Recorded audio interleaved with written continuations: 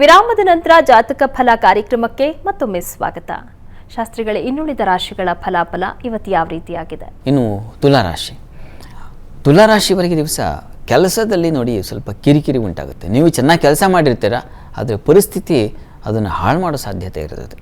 ಸಂದರ್ಭವಶಾತ್ ಅಂದರೆ ಸಂದರ್ಭದಿಂದಾಗಿ ನೀವು ತೊಂದರೆಗೊಳಪಡ್ತೀರ. ಅದು ವಿಧಿ ಗ್ರಹಚಾರದಿಂದ ಏನು ಮಾಡೋಕ್ಕಾಗಲ್ಲ. ಈ ದಿವಸ ನಿಮಗೆ ಸಂಗಾತಿಯ ಸಹಕಾರ ಚೆನ್ನಾಗಿರ್ತದೆ. ವ್ಯಾಪಾರದಲ್ಲಿ ಹೆಚ್ಚಿನ ಅನುಕೂಲ, ಲಾಭ ಕಾಣಲಿಕ್ಕೆ ಅವಕಾಶ ಖಂಡಿತ ಇದೆ. ಈ ದಿವಸ ಮಕ್ಕಳ ಸಹಾಯ ಚೆನ್ನಾಗಿರ್ತದೆ. ಈ ಅದೃಷ್ಟ ಸ್ವಲ್ಪ ಕೈ ಕೊಟ್ಬಿಡುತ್ತೆ. ಈ ಕಾರಣದಿಂದಾಗಿ ನಿಮ್ಮ ದೇವತಾ ನೀವು ಯಾರನ್ನು ಮನಸ್ಸಿನಿಂದ ಪ್ರಾರ್ಥನೆ ಮಾಡ್ತೀರೋ ಆ ದೇವತಾ ಉಪಾಸನೆ ಮಾಡಿ, ಇಷ್ಟ ದೇವತಾ ಪ್ರಾರ್ಥನೆ ಮಾಡಿ. ಇನ್ನು ವೃಶ್ಚಿಕ ರಾಶಿಯವರಿಗೆ ದಿವಸ ನೋಡಿ ಕರ್ಮಾಧಿಪತಿ ದೃಷ್ಟಿ ಇದೆ ಜನ್ಮಕ್ಕೆ, ಹೀಗಾಗಿ ವೃತ್ತಿಯಲ್ಲಿ ಅನುಕೂಲ ಉಂಟಾಗುತ್ತೆ. ಆದರೆ ಸ್ತ್ರೀಯರಿಗೆ ಸ್ವಲ್ಪ ವ್ಯಥೆ, ನೋವು, ಕ್ಲಿಷ್ಟ ವಾತಾವರಣ ಇರ್ತದೆ. ಏನೋ ಎದುರಿಸೋಕೆ ಆಗ್ತಾಯಿಲ್ಲ ನನ್ನ ಕೈಲಿ ಅಂತಕ್ಕಂಥ ಒಂದು ವಾತಾವರಣ ಅಥವಾ ಪರಿಸ್ಥಿತಿಯನ್ನು ಎದುರಿಸಬೇಕಾಗುತ್ತೆ. ಈ ದಿವಸ ಸಭೆಗಳಲ್ಲಿ ಸ್ವಲ್ಪ ಹುಷಾರಾಗಿರಿ. ಯಾವುದನ್ನು ತುಂಬ ನೀವು ಜವಾಬ್ದಾರಿ ತಗೋಬೇಡಿ, ಅದರಿಂದ ನಿಮಗೆ ತೊಂದರೆ ಆಗುತ್ತೆ. ಜವಾಬ್ದಾರಿಯಿಂದಾಗಿ ತೊಂದರೆ. ಇದರ ನಿವಾರಣೆಗೆ ಏನಪ್ಪ ಮಾಡೋದು? ಸುಬ್ರಹ್ಮಣ್ಯ ಪ್ರಾರ್ಥನೆ ಮಾಡಿಕೊಳ್ಳಿ.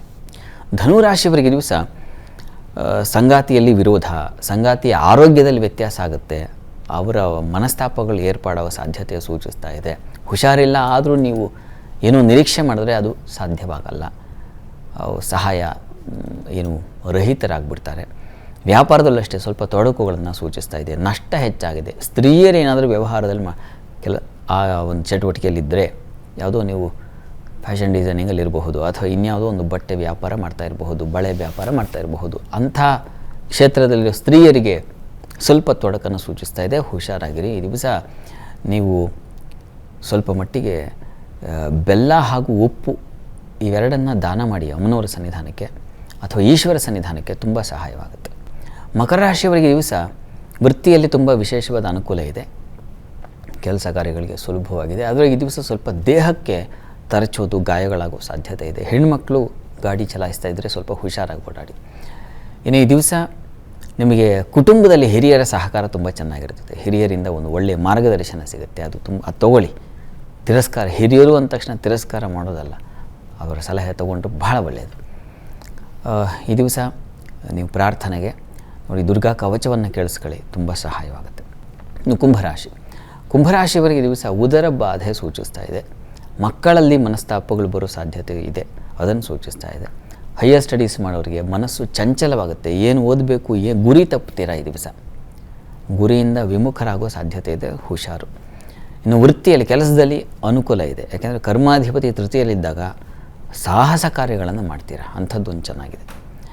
ಇನ್ನು ಈ ತೊಡಕಿನ ನಿವಾರಣೆಗೆ ಲಲಿತಾ ಪರಮೇಶ್ವರಿ ಅಥವಾ ಲಲಿತಾ ಸಹಸ್ರನಾಮ ಈ ದಿವಸ ಹೇಳಿಕೊಂಡ್ರೆ ತುಂಬ ಒಳ್ಳೆಯದು. ಇನ್ನು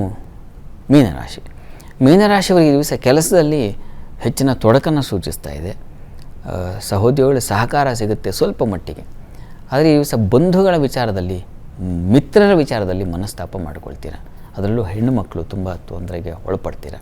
ಜೊತೆಗೆ ಹೆಣ್ಣುಮಕ್ಕಳಿಗೆ ಪ್ರಯಾಣದಲ್ಲಿ ತೊಂದರೆ ಸೂಚಿಸ್ತಾ ಇದೆ. ಅಲ್ಲಿ ಚಂದ್ರ ಮಾಂದಿ ಜೊತೆಗೆ ಸೇರಿದಾಗ ಸ್ತ್ರೀಯರಿಗೆ ಆರೋಗ್ಯ ಹಾನಿಯೂ ಆಗುತ್ತೆ. ಹೃದಯ ಸಂಬಂಧಿ ತೊಂದರೆಗಳು, ದೌರ್ಬಲ್ಯ ಬರುತ್ತೆ. ಇದರ ನಿವಾರಣೆಗೆ ತಪ್ಪದೇ ದುರ್ಗಾ ಕವಚ ಕೇಳಿಸ್ಕೊಳ್ಳಿ, ಅದು ತುಂಬ ಒಳ್ಳೆಯದು. ಸಾಧ್ಯವಾದರೆ ಈಶ್ವರ ಸನ್ನಿಧಾನಕ್ಕೆ ಹೋಗಿ ಒಂದು ಅಭಿಷೇಕ ಮಾಡಿಸಿ, ಅದು ತುಂಬ ಒಳ್ಳೆಯದು. ಈ ದಿವಸ 12 ರಾಶಿಗಳವರು, ರಾಶಿ ಗೊತ್ತಿಲ್ಲ ಅಂತಕ್ಕಂಥವ್ರು ಹೇಳಬಹುದಾದ ಮಂತ್ರ ಶನೈಶ್ಚರನ ಮಂತ್ರ ಗಮನಿಸಿ. ಓಂ ನಿಶ್ಚಲಾಯ ನಮಃ. ಈ ಮಂತ್ರ ಹೇಳ್ಕೊಳ್ಳೋದ್ರಿಂದ ಮನಸ್ಸಿಗೆ ಒಂದು ದೃಢತೆ ಬರುತ್ತೆ. ಸರಿ ಶಾಸ್ತ್ರಿಗಳ, ಇವತ್ತಿನ ಸಂಚಿಕೆಯಲ್ಲಿ ಈ ದಿನದ ವಿಶೇಷತೆಯ ಜೊತೆಗೆ 12 ರಾಶಿಗಳ ಫಲಾಫಲದ ಬಗ್ಗೆ ತಿಳಿಸ್ಕೊಟ್ರಿ. ಹಾಗೆ ನಮ್ಮ ವೀಕ್ಷಕರು ಕಳುಹಿಸಿದಂತಹ ಸಂದೇಶಗಳಿಗೆ ಸಲಹೆ, ಸೂಚನೆ, ಪರಿಹಾರಗಳನ್ನು ಸೂಚಿಸಿದ್ರಿ. ಧನ್ಯವಾದಗಳು. ಸರ್ವೇ ಜನಾಃ ಸುಖಿನೋ ಭವಂತು, ಸಮಸ್ತ ಸನ್ಮಂಗಳಾನಿ ಭವಂತು. ಎಲ್ಲರಿಗೂ ಶುಭವಾಗಲಿ. ವೀಕ್ಷಕರೇ, ಇದಾಗಿತ್ತು ಇವತ್ತಿನ ಜಾತಕ ಫಲ ಕಾರ್ಯಕ್ರಮ. ನೇರ ದಿಟ್ಟ ನಿರಂತರ ಸುದ್ದಿಗಾಗಿ ನೋಡ್ತಾ ಇರಿ ಏಷ್ಯಾನೆಟ್ ಸುವರ್ಣ ನ್ಯೂಸ್.